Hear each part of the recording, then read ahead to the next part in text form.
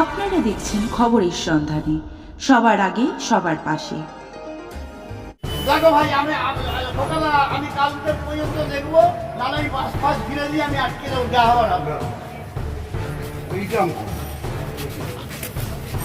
তোমার যেটা বিল্ডিং হচ্ছে তার পাশে ফাঁকাটা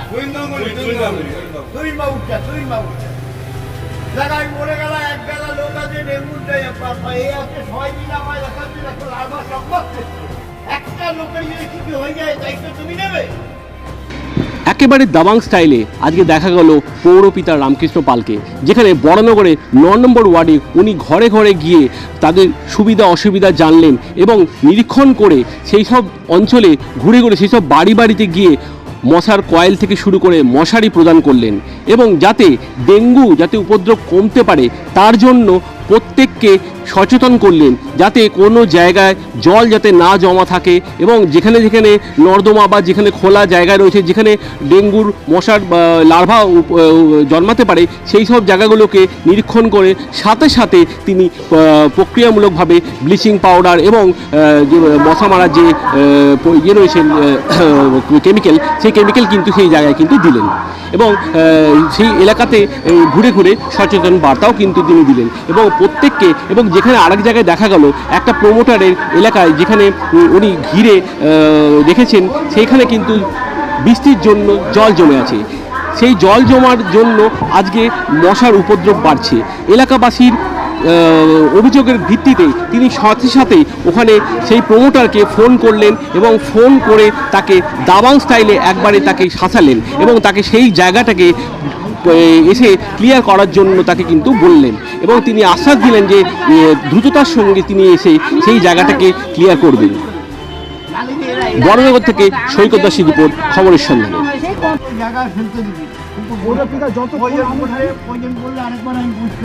একটা আমি কি বলছি বলবিটা যতক্ষণ আমরা যদি তোমার থাকো কিন্তু মানুষগুলো নিজেরা সতর্ক হয়, তাহলে কি করছি?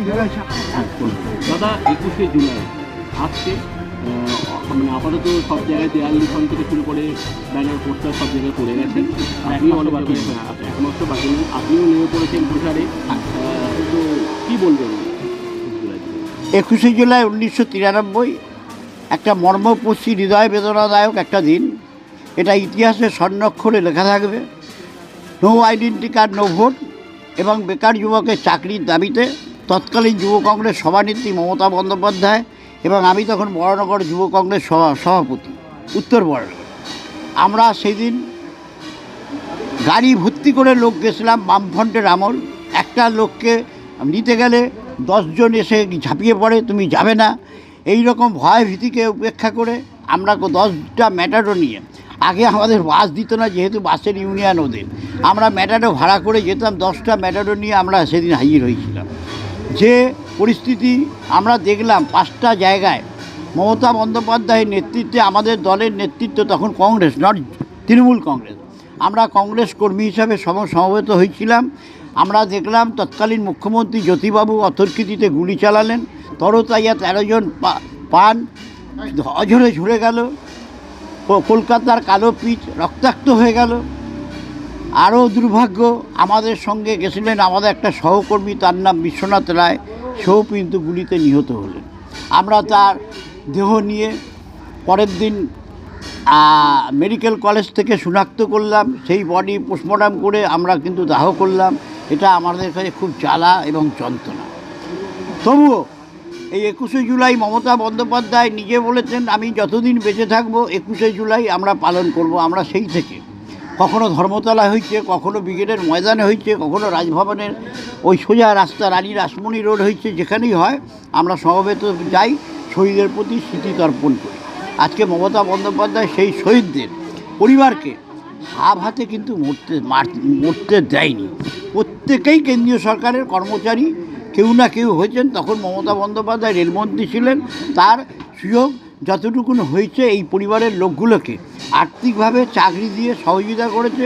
কেউ যেন বলতে না পারে যে আমার পরিবারের লোক দলের সবাই গেল গুলি খেয়ে মরল, পার্টি দেখলো না, এটা কেউ বলার জায়গা নেই।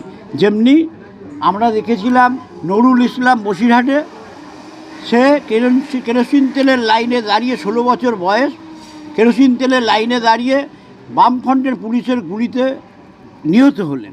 সঙ্গে সঙ্গে যুক্তফ্রন্ট তৎকালীন মুখ্যমন্ত্রী জ্যোতিবাবু নরুলের দেহ বসিরহাটে লাল পতাকায় সাজিয়ে আজকে সমস্ত দিক থেকে বলার চেষ্টা করেছে যে খাদ্য আন্দোলন করতে গিয়ে তার মৃত্যু হয়েছে, আর তার রক্ত দেখিয়ে পশ্চিমবাংলা আজকে বামফ্রন্ট 34 বছর শাসন করেছে, শাসন করে বাংলাকে লুণ্ঠন করেছে। মমতা বন্দ্যোপাধ্যায় বাংলাকে সাজাচ্ছে, আর হিংসার জ্বালায় যত রকম মমতা বন্দ্যোপাধ্যায়ের বিরুদ্ধে লড়াই করার দরকার করছে। আমরা একথা বলতে চাই, 1921 সালে যে 2021 সালে বা ভারতীয় জনতা পার্টি যে এই বিধানসভায় সিট পেয়েছিল তার থেকে অনেক কমে যাবে।